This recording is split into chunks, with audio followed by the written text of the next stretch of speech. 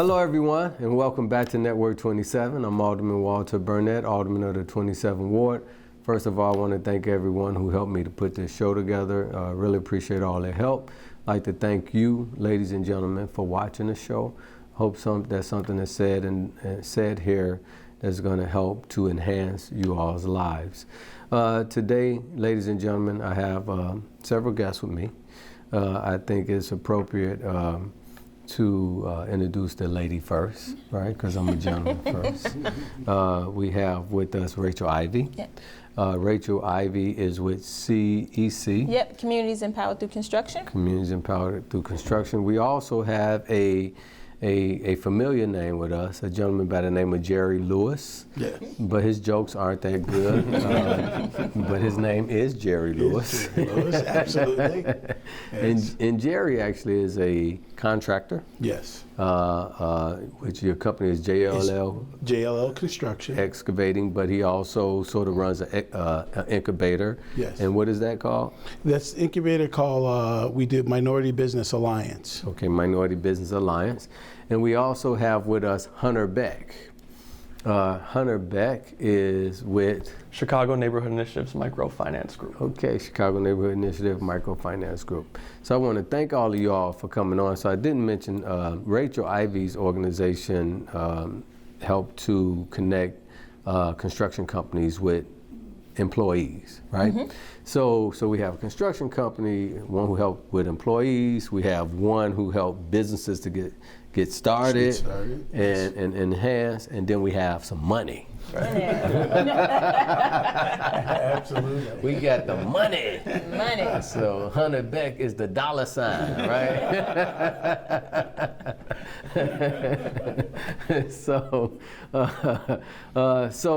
So I kind of brought you all together because I figured all of you all have something in common. So I've been working with Rachel and Jerry for a long time. So Rachel, why don't you introduce yourself to the audience? Mm-hmm. Tell them who Rachel Ivy is. Okay. Okay, and then tell them what CEC is and what it's about. Okay. I'm Rachel Ivy. And you can talk to me. Talk to me. All right. So Rachel Ivy. The name of my organization is Communities Empowered Through Construction, and we provide a holistic approach to community hiring. With so much construction going on in the city, we wanted to make sure that minorities, especially as it relates to workforce, had an opportunity to be a part of that all of that construction. Our goal is to make sure that the community is prepared and ready and kind of set the expectation for what a career in construction looks like. So tell me, Rachel, so who is Rachel Ivy? So Rachel Ivy, she was born and raised on the west side of Chicago. Went to John Hay Community Academy in the Austin area. Then went to Whitney Young, did the Whitney Young University of Illinois track. Got my degree in accounting, and then I later went to DePaul and got an MBA in human resource, which is where I found my passion. And so I met Jerry Lewis, and he initially wanted me to be his CFO. And so I was kind of over my accounting career, but he introduced the CEC to me, and it was all about workforce development, which is what I had got my MBA in. So I was all about human resource and workforce development. And that's kind of partnering together and working together. We've been able to grow the CEC, and we've done huge projects. We've done work for Cook County, we've done Lathrop Homes, we've done the United Center.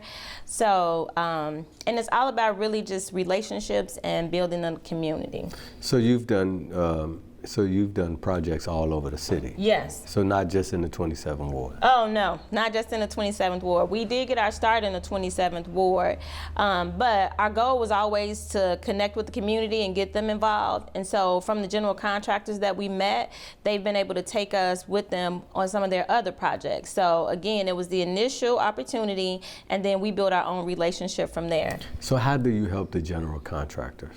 So I help the general contractors, one, by creating a fair and equitable process. So they've already made commitments to say, yes, we want to do community hiring. Our goal is to make sure, one, that they do the community hiring and hold everyone accountable. So connecting them with individuals from the community who are ready to work. And so we kind of work with the community to determine if they're ready to work by doing initially an interview, a drug test, and then we have a constant communication with them to figure out what their needs are, what trades they're interested in going through, and if they're already tradesmen, making sure that we're connecting them with the right individuals. We help build their resumes, and then from there, we're able to coordinate the interview process with the subcontractors. Because I have an audit background, so with my audit background, I'm always looking at what the other hand is doing. So subcontractors, really, they just want to be able to work. And so our goal is to make it a seamless process for them. We coordinate all the interviews, and from there, we get direct feedback from them. And if they find a candidate that they like, we make sure that it's a go with them. And then for those that they weren't really interested in, we make sure that we let those candidates know. And with that process, we found is that subcontractors buy into those individuals. So it's not like you're sending people over there just to go work for them, but then they have a vested interest to choose the individual who's the best fit for their organization. Because the long-term goal is that while my started here, hopefully they'll keep me and I'll go to other projects with them. So what other areas have you worked on outside of 27? So we've done the 27th ward. We did Lathrop Homes, which it was in Alderman Moreno's ward and Wackerspack. We also did a project in Alderman King's ward. And then we also have some projects that are in the pipeline with the airport, and then hopefully further north. Okay. Fantastic. So I know one of the first projects when you and Jerry first connected, one of the first projects was actually the Target in Cabrini Green, right? So I came like right on when they were finishing up Target. So you came right when they were finishing the Target. Yeah. So then you all started working on the United Center. So our That's where first y'all- project initially was W.E. O'Neill. So I kind of credit W.E. O'Neill for kind of giving me my So start. W.E. O'Neill, which is a contractor that's in our ward. So which one was that? At the Plumbers Hall? It was Plumbers Hall. Get out of here. Yep. So, but before Plumbers Hall, didn't you work on Marshallfield Garden Apartments? Oh, Marshallfield Gardens as well. Yep. So it was W.E. O'Neill was the first one. Thank you. No, W.E. O'Neill was the first one that helped us get our start. But then Marshallfield Gardens was the second one with the related team. Okay. And we did great on there. So at the Marshallfield Garden Apartment, so this is sort of when a lot of things mutated with the incubator stuff. Yes. Right. So Jerry sort of helped to incubate you. Right. Because he was doing doing one of the first cohorts. So because he was kind of doing what he was starting, he was doing, right? And Jerry, I'm gonna let you talk in a minute, but at Marshallfield Garden Apartments, tell us about what happened over there. What did they have you do? So for Marshallfield Gardens, it was the same thing, workforce development. We actually created not just a community hiring process, but a hiring process specifically for Marshallfield Garden Apartments, but for the larger community. We did the same thing with the outreaches, for the community over there, specifically Target and Marshallfield Garden residents, but then also the larger 27th Ward community. We also worked to make sure that those individuals were ready to work, and because Related was pretty open, we were able to be a bit creative in terms of trying to get a lot of individuals employed. So not just in construction, but there were opportunity in the community rooms to work. There were moving assistants. So we didn't just stop with construction laborers and things on site or tradesmen. We tapped into suppliers and other opportunities. And so with that, I would say I was happy when we kind of ended up closer to like 47, 50 individuals from the community that worked on that project. Yeah, so one of the challenges that we have as aldermen, we encourage contractors and developers to hire people from the community, right? So we put that burden on them, and then they be like, I can't find no one, right? So it's like a big communication gap. Right. So you fill in that communication gap. Yeah, we fill in that communication gap. We don't put all of the burden on the subcontractor to try and locate individuals.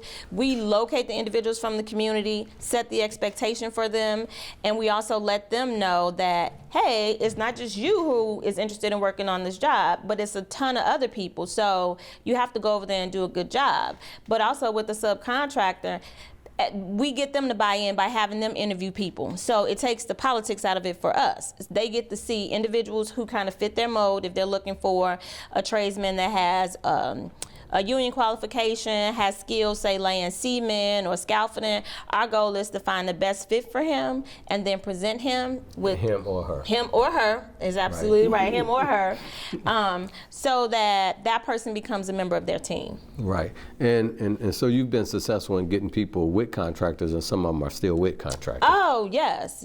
So, and we have relationships with the subcontractor. We have a few guys that have, for example, especially for some of the harder trades, like Norman Mechanical, we did an intense interviewing process. They selected 3 individuals from that process, and they actually started them in their warehouse. But now they're moving them into the plumbing trade. So some of them are now, they've been sponsored and everything by Norman Mechanical. And when they need something, they call us to help. So you're not just helping people get a job, you're helping them get a career. Right, and it's a career, and we're setting the expectation that it's not just a job, it's a career.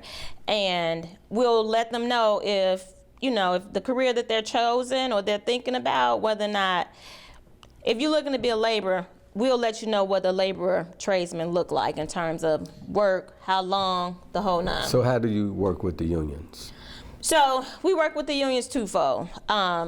One of the things is we follow their process. We shadow when they're actually going to have an intake or when their halls are opening to make sure that we have individuals ready so that they don't feel like we're trying to buck their system, but we're just trying to work with whatever it is that they want us to do. So we've had sessions, especially for the electrical trade, where we had computers set up down here. Individuals came in, and when the hall opened, we made sure they had everything that they needed to actually apply.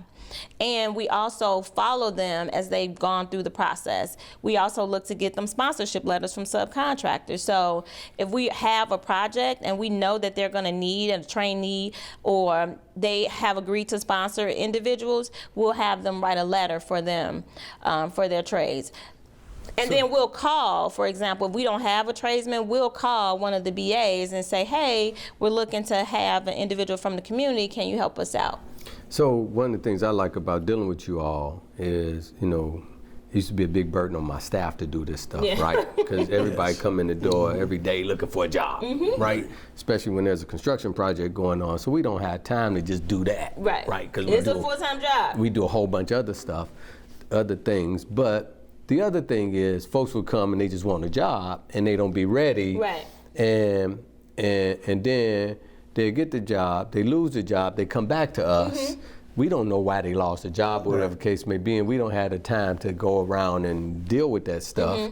You all follow these guys. Yes. So if they do lose their job, but if the contractor have a problem with them, you know what's going on. Yes. So we do both. For the subcontractor, we're advocates, and we're also advocates for the individual. So when you go over there, first off, we know you're there, and we constantly check in with the subcontractor to see how you're doing. When the subcontractor lets you go, we follow up with the subcontractor to see what happened, but then we also follow up with you to see your side of the story as well. I mean, there have been cases where we've been mediators when there were issues on the job site. So from the door, when we have in our interview process, we let them know if there's an issue on the site, you call us first. Because at that point, I can make phone calls to the general contractor or the superintendent to say, hey, can you bring everybody together because there may be an issue that I'm concerned about. And we've been able to kind of nip certain things in the bud. So for instance, if a guy is real bad and he came back to me and I didn't know, I wouldn't know he lost a job because he was bad. I just tried to get him another job, exactly, right? No. Then he go on that other job and he get fired again, right?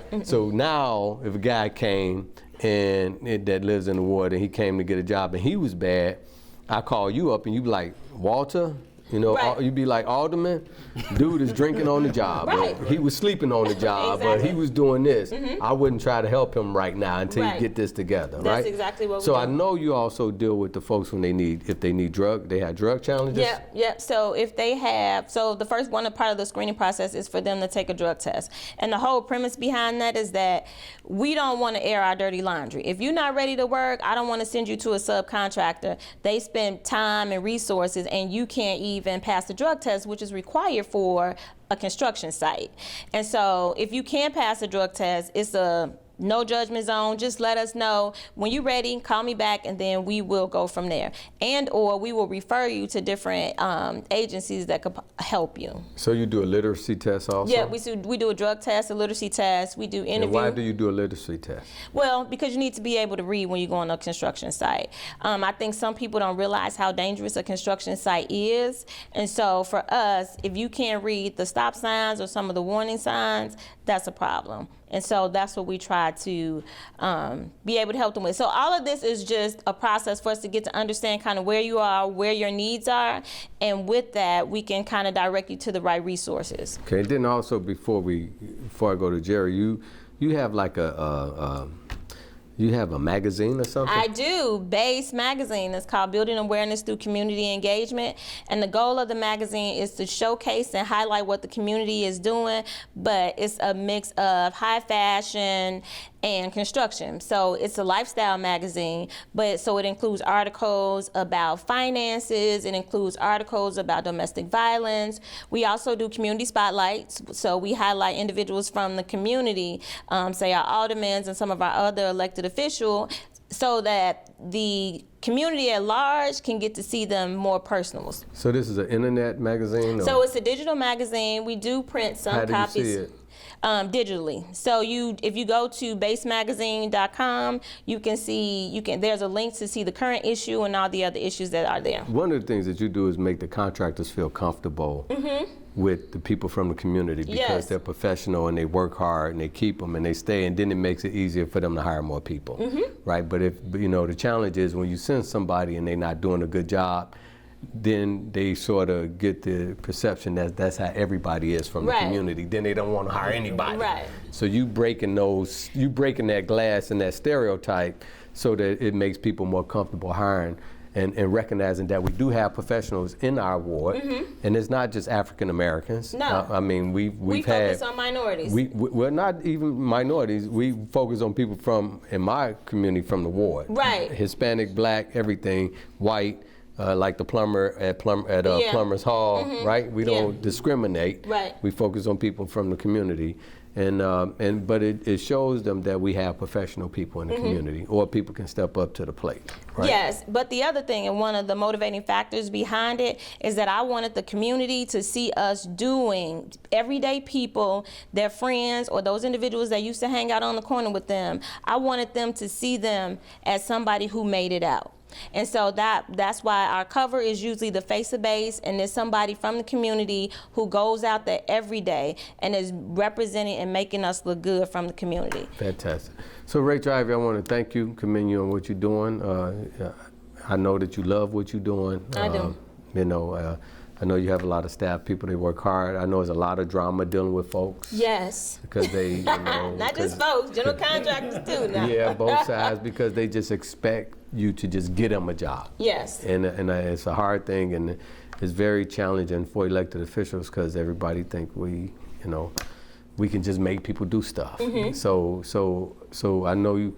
One of the things that you do is you have a intake session, and you have the contractors to come and speak and tell them what their expectations are. You have us to come and speak, tell them what our expectations are, and and folks get to know what they're working with. Right. Right. So which I think is always a good thing, and they also know that it's competitive, that they got to compete. That is nothing is given to you. You got to work for it. Yep. Right. And so, which is a great thing. So I want to thank you very much. But the man who started you out with Mr. this Lewis. program is the famous Jerry Lewis. How's Dean and Sammy doing, Jerry? Well, I'm hoping they're doing good. But, one of the things, again, my name is Jerry Lewis, as the alderman stated. I was born and raised in the 27th Ward. I grew up, I went to Ryerson Grammar School. I attended Orr High School, and I attended UIC College, and my bachelor's is in architecture. And I have a minor in history of architecture. So when I came into construction at that time, getting out of college, I'm telling my age now, getting out of college, there were no jobs in architecture. So I went into general contracting. I went into drafting and general contracting. So from that point, I worked for various different firms. I was with United Armored Car in building their facilities all over the United States. They were in 7 different states. I was with Crate and Barrel, and we were in 20 different states and building their facilities. So in growing up, I didn't really go into architecture. I went into general contracting. So that was kind of the direction I've been taking for the past 32 years. So Jerry, growing up on the West Side, so you grew up on the West Side in the West Humboldt Park community. Yes. Well, London, was it St. Louis? Central Park. Central Park? Central Park in Chicago Avenue. Central Park, Chicago Avenue. And you were sort of an athlete, weren't you? Yes. Okay, what type of athlete were you? Actually, I played 3 different sports in high school. I played baseball, football, and I was on the wrestling team. Okay. I had a scholarship to UIC for baseball. I had an offer for wrestling at Iowa State. And in football, I just, I was a running back, but I wasn't as good as I was in baseball. So when I went to junior college first, I then went to UIC and on a baseball scholarship. Fantastic, fantastic. You connected with Rachel and you groomed her to do what she's doing now. Yes. So how did that start? Well, and what were you doing? You was doing this thing before. I was doing it myself. And so how long you been doing it? Because you didn't just start doing it with me. No. You've been doing this with other wards. Other wards before I came. Before you even did anything in this ward, right? Right, absolutely. So my very first intake process and my very first community hiring process was actually done in Brookins Ward. Okay. What we did which is the 20th ward? Which is the 20th ward. 21st ward. 21st ward. So there was a housing complex, a 100-home housing complex that was being built on 87th and Purnell. So Brookins, I was hired as the general contractor for the program. And they said, well, Jerry, we need to make sure that the community, make sure that the subcontractors are African American and minority. We need to make sure that the community realizes that this is one of the biggest developments in our ward. So what we did is we held an intake session. Our very first intake session was held at the library on 95th Street. We had over 1,000 individuals attend that session. Looking for what? Looking for jobs in construction. Okay. So we had over probably 30 or 40 African American subcontractors that really weren't ready to get into the commercial side, but they wanted jobs. And at that time was the first meeting I had with Mr. Eddie Forte, who historically had been in construction but was part of BCU at that time. Black Contractors United. So in that program, we were successful. That was the first time ever in the city of Chicago that we hired 95% African American subcontractors.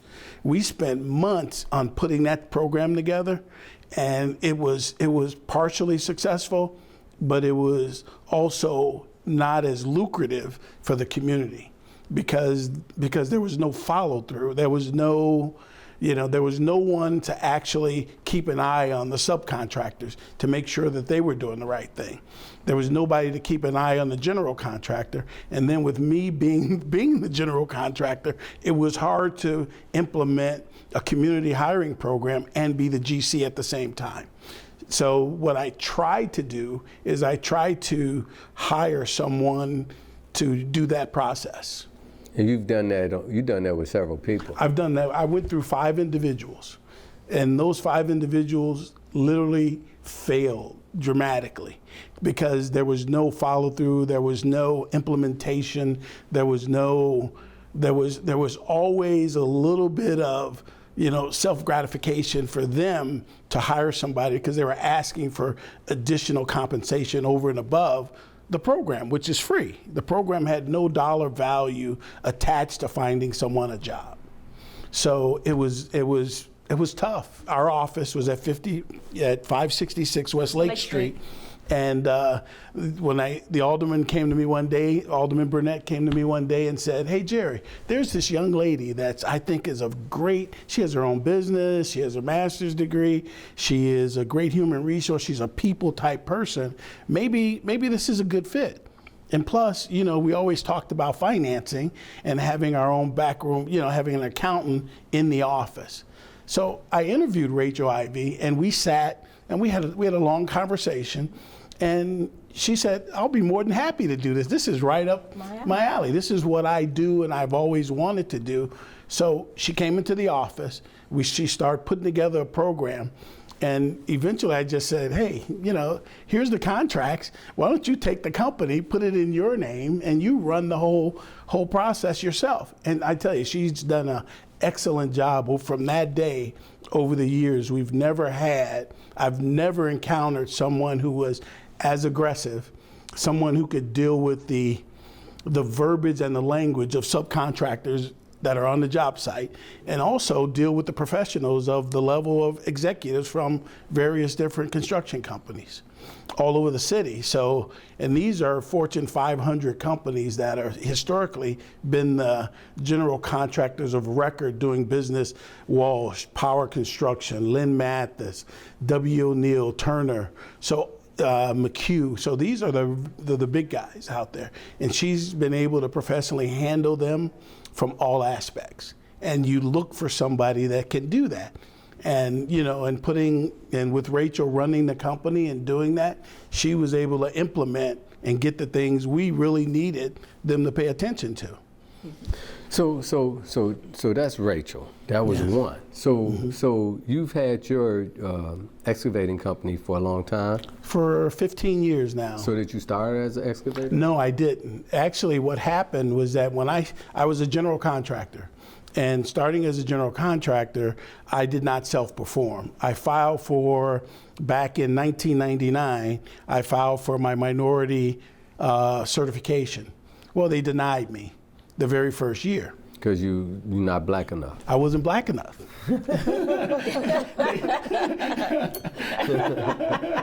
So I don't have a chance. Go ahead. So we were denied, and then at the time we were denied, we kept going. We did projects such as we built a warehouse in the 27th Ward. We've done various different projects throughout the city on restaurants and various different warehouses and commercial construction. So at that time, we then went to, the big guys back in the recession actually started bidding my work. And it was like I was competing against Power and Pepper and all those guys. So then I said, why keep competing against them? Why don't I just open up an excavation company and bid to them? So I just started bidding. I bought equipment, and we bought a ton of equipment, and then we started doing excavation. Fantastic. So Jerry, talk about how you formed the incubator company. Okay, there was a challenge. I think what happened was that Alderman Burnett had a challenge within the ward. And the challenge within the ward was not just getting individuals to have their own company. The challenge was that how do we take some of these guys that are gang members that are hanging out on corners and causing a lot of problems within the community. So I received a call from Alderman Burnett. He says, Jerry, what do you think? How do you think we should do this? What's the best process to help these guys out? He sent me 6 guys. There were one, from various different factions within the ward. Those 6 guys at the table, we sat at a table every Friday for 2.5 to 3 years, and helping them decide on what type of company, number one, they should go into. And based on the type of company that we helped select for each individual, and there was a roundtable discussion. So they couldn't pick the company themselves without the roundtable saying, oh, that's a great company. And they couldn't name the company without everybody having a decision what the company's name was. So not only did we help them select, Rachel helped them be professional in their presentation, in their marketing, and that. So when we presented ourselves, we would come out as they had already been in this business for a long time. But there was a major hurdle that we had to climb, is the notoriety of a new business coming into a commercial development. So their image and all of the paperwork and all the minority certifications and everything had to be intact first before we put them on their very first job. And one of the very first projects that we put those businesses on was Marshall Field Gardens. Right. And in some instances, you encourage some of them to partner with some other contractors, right? Because Yes. I know you had Cornelius or Cavan to partner with a playground company. Yeah, what we did is we had, there was a playground company that actually did a lot of work in the ward and throughout the city of Chicago on for the Park District, for various different, for the school system, for CPS and all of that. So one of the companies was Community Play Lot. So his very first, well, actually, he went out and he worked the site with the playground company to see if that's something he wanted to really get into and to see how he could incorporate that and be a part of the next development. So at Marshall Field Garden, we had 3 playgrounds that needed to be installed. And so those were his very first contracts at an average of about $65,000 per playground. And he had his son working for him. He had all the individuals that from the community on that job, which Rachel assisted in finding and helping them place. And for the first time, I think in the entire state of Illinois, we had 14 African American playground installers on the site. And it's something that has never been seen before. I haven't seen it in my 32 years of being in business.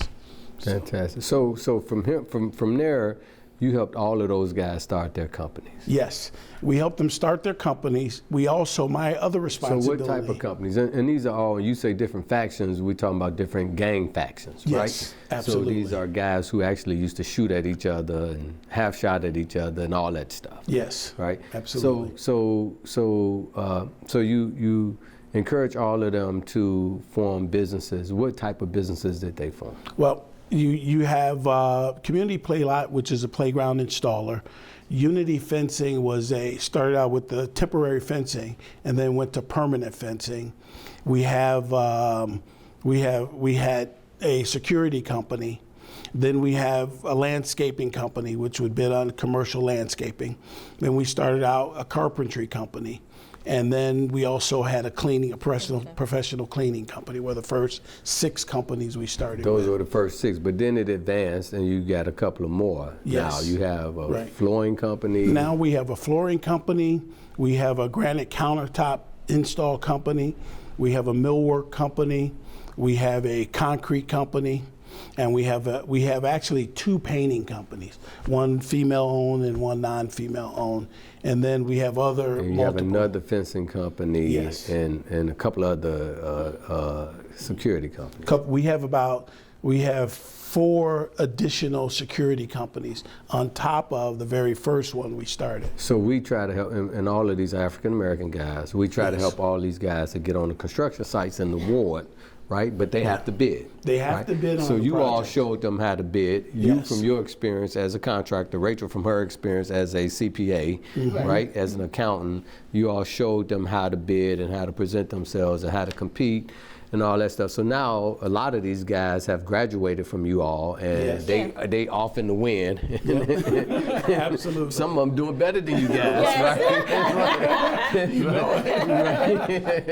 They're making money and they bidding all over the city. Absolutely. And some may even be outside of the city now. And they now working, they're doing job contracts with CHA and and working on big projects all over the place, over by the river and the Lakeshore Drive, downtown high rises. downtown high rises, and they all come from the neighborhood. They all come from the ward, and hopefully they hire people from the community. But the thing is, what they learned from going from being guys, because these guys were guys who would march on construction sites, who would close down construction sites, who would intimidate construction sites.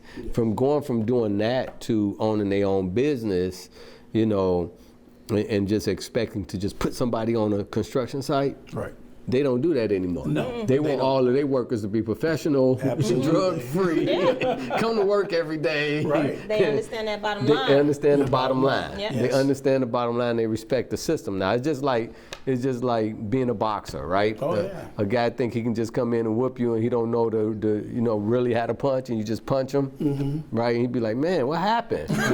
Now he respect the boxers, right? He don't just think he can just get in there and whoop you. Right. He'd be like, oh no, this guy know what he doing. I gotta learn what he doing so I can compete with him. Absolutely. And so that's what they did. They went in there and they learned what they're doing, and they're doing well. So Jerry, so you and Rachel and all you guys were doing this together, and of course, we were encouraging, always encourage developers when they come to the ward to give everybody an opportunity to work, right? Let them bid and see if they want to hire them and stuff. Yes. And y'all get these opportunities, build these relationships with the contractors and the developers, right? Get to know them so they see that you all are efficient, right? So you, Rachel, and yourself have done this for all these guys. Yes, we have. Did they pay y'all? Did y'all get No. paid? No.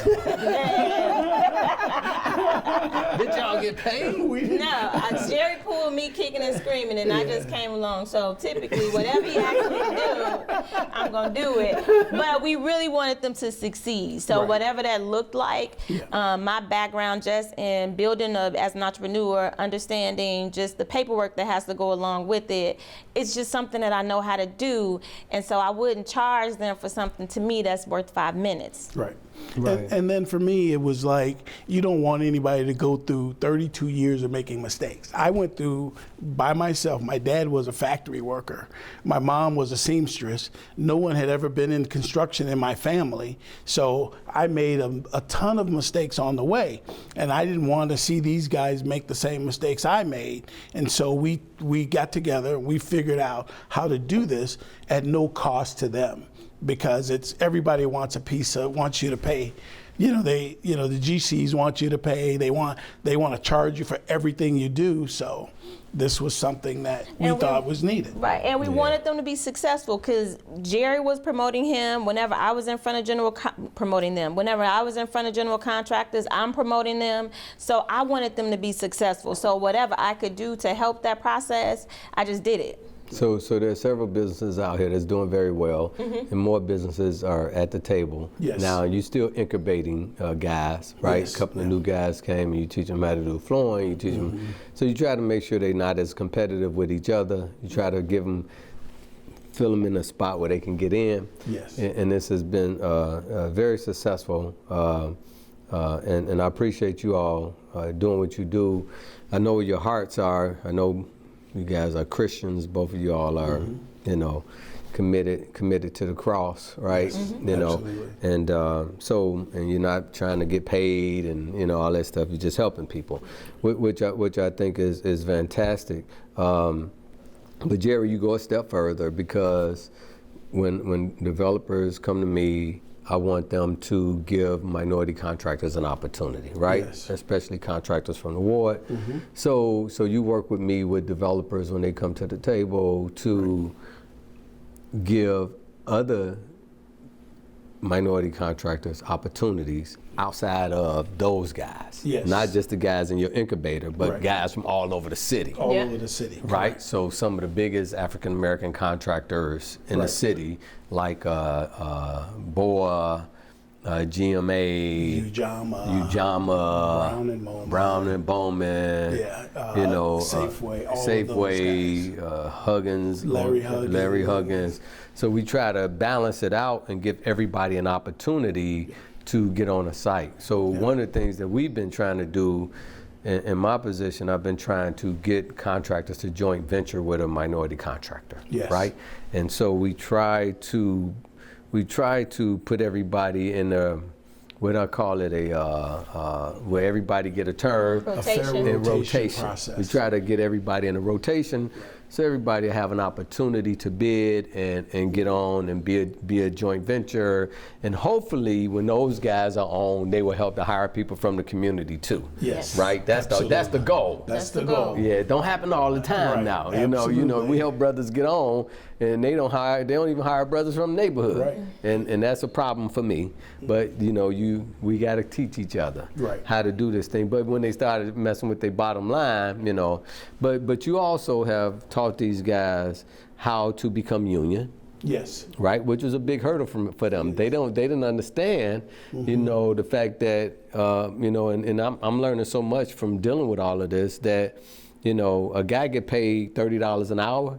Yes. But then you got to pay the union $30 an hour. Yeah. Absolutely. Of benefits. Of benefits. Right? Yeah. So that comes out of the contractor's pocket. Absolutely. Right? So when he bid a project, he got to bid for that labor, but also for the union dues. For the union dues. And that union dues pay for all of their benefits. Right? So that money, so really, that guy who worked for you don't cost you $30 an hour. He costs you $70 an hour. He costs you $70 an hour. Because you got to factor in their taxes too. You got to factor in their taxes too. So all of that stuff costs you. So now these guys learned that, and they were like, man, this is hard. You got to pay somebody else. That's right. That's right. So a lot of these guys had to borrow money. Yes. In order to sustain a business. Yes. Absolutely. Right, because most of the jobs are union jobs.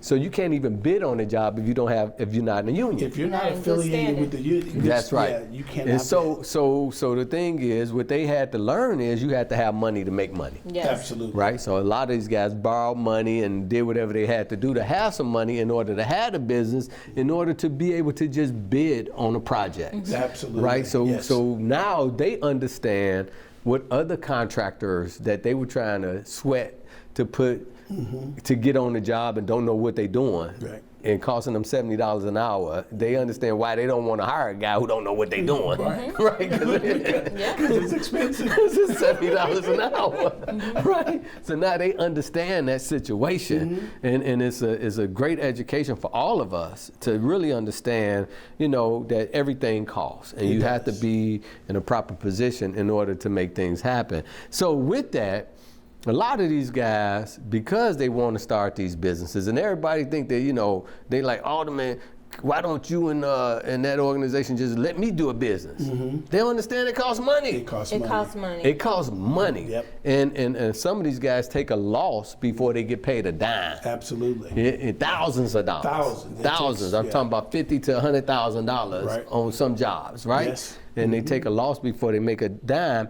But speaking of money, right? Speaking of money, we're gonna talk to the money man. So a lot of these organizations have to go to folks like Hunter, Yes. right? Hunter, in order to be able to sustain themselves with their businesses. Now, you know, the couple of things that businesses have to do. Not only do they have to have their back offices, which they got to pay people to do their paperwork and all that stuff. That's a cost, right? Equipment is a cost, right? Leasing space to put your equipment is a cost, right? Like a lot of these guys was trying to, when they first started, you had the guys who was in one game, BDs and the GDs, ended up renting a space to put their equipment in together when they used to shoot at each other, right? Absolutely. Right? Because they did a thing to put their equipment together, so they had to rent a space, and they had to figure out how to divvy up the money and save money. So they had to rent a space, but also they had to get insurance. Right. Ooh, yes. They had to be bonded. They have to be right? bonded. They had to be bonded. So then they learned that, okay, if they just hired their cousin who fumbling around and he hurt himself, it messes up their insurance. Yes. Right? It costs Yeah. them money. Yep. Right? So they won't just hire anybody now. No. Right? They hire somebody that's ready, healthy, and able to work. Right? So, but that insurance part costs too. So they got the cost of offices, staff, paying the unions, paying the employees, Paying IRS. paying the IRS, You know, paying payroll every week. payroll every week. And when they do a bid, if they don't do all the paperwork themselves, they have to pay somebody to put the bid together, right? Yeah. So which costs them a whole bunch of money. So they learning business on another level, Yes. right? So like with the guy who started the fencing company, he had to pay the people who made the fences, right? Yes. So he took it a step further. He went and started making fences himself, right? So he make fences himself, which is good. So they growing at another level, but they couldn't do half of these things if they didn't have money. If they didn't have money. Right, so what they had to do was go to people with money.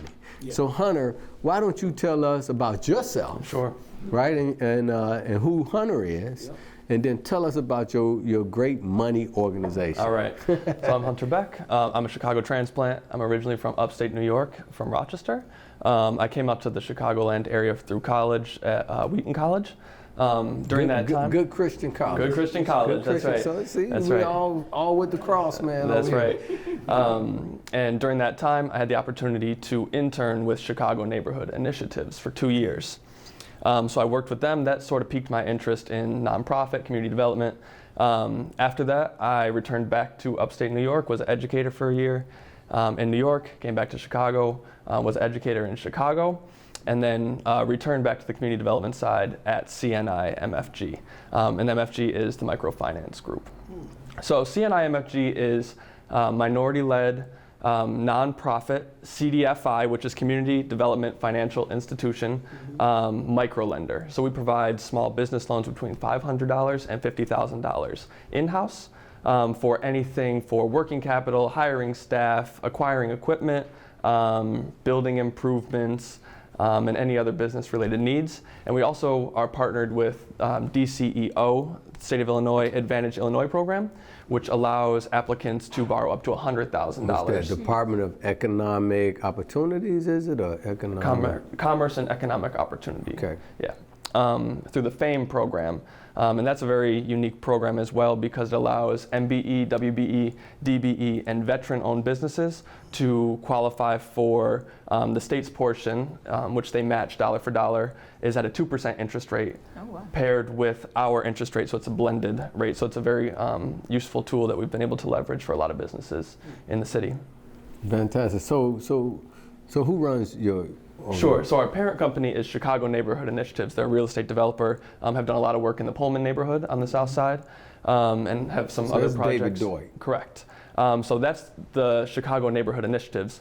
CNI Microfinance Group is a separate entity. It's its own 501c3. The president is Erica King, and the Microfinance Group is a subsidiary. It was started because there was a need for access to capital in neighborhoods, historically underserved neighborhoods, providing small businesses, which really are the backbone of neighborhoods, providing those small businesses the opportunity to get the capital, employ within the neighborhood, and just provide a lot of opportunities. And you know, just to say that, like Rachel and Jerry both hire people from the neighborhood, Yep. right? They hire minority folks, Yeah. you know. So their businesses, like Jerry got a couple of African American guys who are some of the few African American guys that's excavators, that's in the union, 150 union, And right? it's great because there's a demand for. Because there's a demand, for but there's subs. not a lot of African American Correct. excavators. But Correct. if Jerry didn't own a company, they probably wouldn't have a job as excavators, right? So, and Rachel have several folks working for her, and all those other companies have several people from the neighborhood working for them. Right. And if they weren't companies, those guys probably wouldn't have had the opportunity, or felt or had the self-esteem, right, to be able to do what they're doing. So when you all when you were saying that giving money to, loaning money to these small companies, small businesses are the biggest employers in the neighborhoods. Yeah, so right? to date, I believe we're just over 660 jobs either created or retained in neighborhoods. We're the leading lender to minorities in the city of Chicago. 82% of our borrowers are African American, and 92% are minority-owned businesses, and 70% are low, moderate income folks as well. So where are you all located? So we're located in Pullman, but we're Although you live here in the 27th That's right. I am the 27th ward on the resident. west side. That's right. West side. So we make the trip down every day. So we're located in Pullman, but we're not restricted to the south side or the west side or the city of Chicago necessarily. We have lent in the west suburbs, the south suburbs, north side. So really anywhere there's a need for capital, we're able to work with those folks. So Hunter, how would people contact you if they wanted to see if they can borrow some money? Sure, so they can visit us at our website, which is cnimfg.org. There has our information. It has the different industries that we loan to. We've done businesses in all types of industries, from restaurants to construction to an escape room. We've lent to. Are you going to loan to marijuana dispensaries? So there are 3 industries that we cannot lend to. So we don't do investment real estate at the moment. We do not do any of the sin industries, so no marijuana, liquor stores, gambling, anything of that. And we also can't lend to nonprofits since we are a nonprofit ourselves. But pretty much all under industries, we've seen it. How do people contact you, Hunter? So they can contact me through the website. They can reach me on the phone number, which is 773-341-2062. You can speak to me directly, and I'd be happy to talk to people about their businesses and see what they have going. And you deal with some first-time businesses, right? Yep, we deal with startups. About 40% of our portfolio is startups. So if you got it. So we like to see ourselves as partially for businesses that are starting up. It's tough to go to a bank when you're starting a business. Usually they require financial papers for about 2 years at least.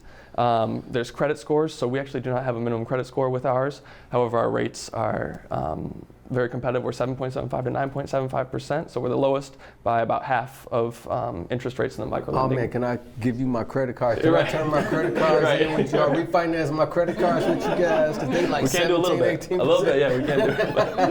It's got to be for the business. So, fantastic, Hunter. Well, I want to thank you very much for coming on the show, man. Thank you for having me. God bless you all for what y'all doing over there. I know David went to Wheaton College too.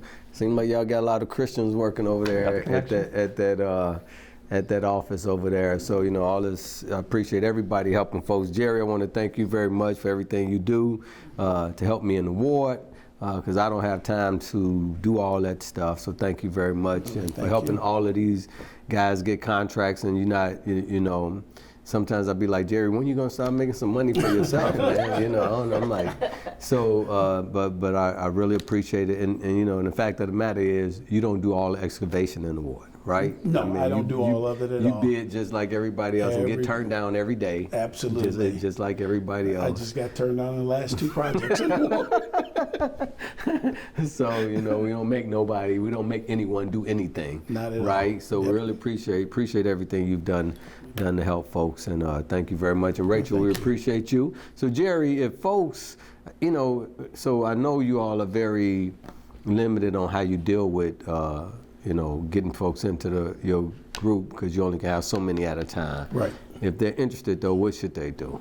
Well, basically, I try to have them call me on the cell phone, because it's like that's what's with me all day. So you put your cell phone out here. You put your cell phone on here right now, you're gonna get a lot of phone calls, Joe. I'm letting you know that right now. And your wife gonna be like, "Who is that girl calling you?" But go. That's all right. I'm okay with the cell phone call, because if I don't recognize the number, sometimes I don't have to answer it. Or they can always call CEC Communities Empowered Through And you Construction, connect them with and we can connect them don't give me easily. cell Okay. And that number is 312-989-3908, and they can reach out there. And so, Rachel, where are you all located? We are at 2532 West Warren Boulevard. Right around the corner from the Right office. around the corner, but we do not accept walk-ins. So usually it's, if you have a question or concern, definitely call our office, and then we can make plans from there. Okay. And when we do intake sessions, we try to do robocalls, we try to pass out literature to let people know, and folks.